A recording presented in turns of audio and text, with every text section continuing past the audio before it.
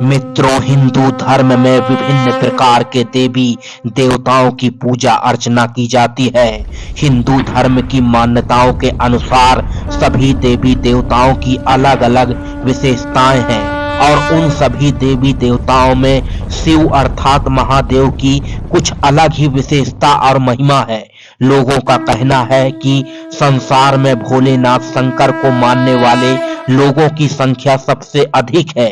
पौराणिक मान्यताओं के अनुसार भगवान शंकर बाघ की खाल पहनते हैं। ऐसी मान्यता है कि नरसिंह भगवान ने अपनी देह त्यागने के बाद शिव जी से निवेदन किया था कि वह अपने आसन के रूप में नरसिंह की खाल का उपयोग करें।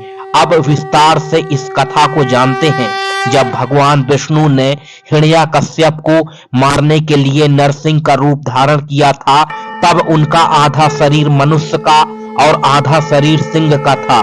कहा जाता है कि हिरण्याकश्यप को मारने के बाद नरसिंह भगवान बहुत क्रोधित थे। तब शंकर जी ने अपने अंश अवतार वीरभद्र को उत्पन्न किया। वीरभद्र ने नरसिंह भगवान से प्रार्थना की कि वे अपना क्रोध त्याग दें, लेकिन नरसिंह भगवान नहीं माने और नरसिंह भगवान का क्रोध शांत नहीं हुआ। तब वीरभद्र ने सरभ का रूप लिया, जो गरुड़, सिंह और मनुष्य का मिला जुला रूप था।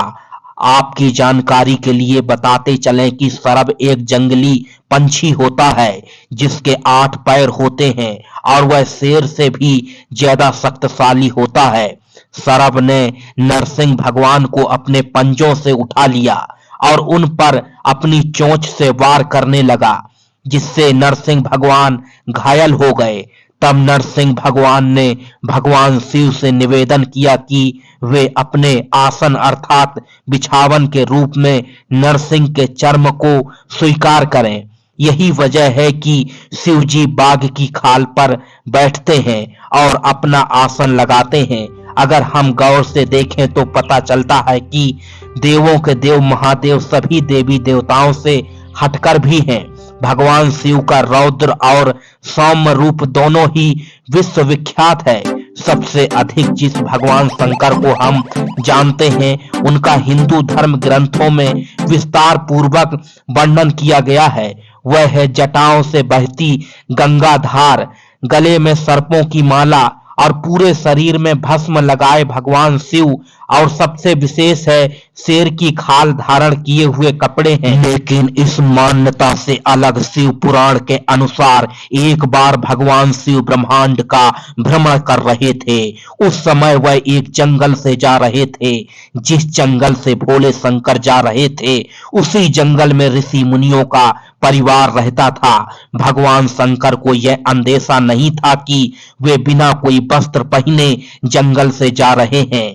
शिव पुराण के अनुसार भोले शंकर की मोहिनी छवि को देखकर ऋषि मुनियों की धर्म पत्नियां भोलेनाथ शंकर की तरफ आकर्षित होने लगीं और उन्हें देखने लगीं। जब ऋषि मुनियों ने यह देखा तो वे बहुत क्रोधित हुए। ऋषि मुनियों को आभास हुआ कि उनकी धर्म पत्नियां मार्ग से भटक रही हैं। यह सब देखकर ऋषि मुनि क्रोधित हो गए और भगवान शिव को दंड देने का प्रण कर लिया। दंड देने के लिए ऋषि मुनियों ने भगवान शंकर के रास्ते में एक बड़ा सा गड्ढा खोद दिया।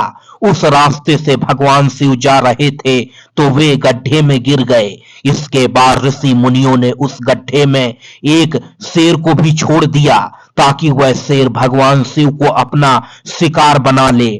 उसके बाद भगवान भोले शंकर ने शेर को मारकर उस शेर की खाल को वस्त्र बनाकर धारण कर लिया और गड्ढे से बाहर निकल आए।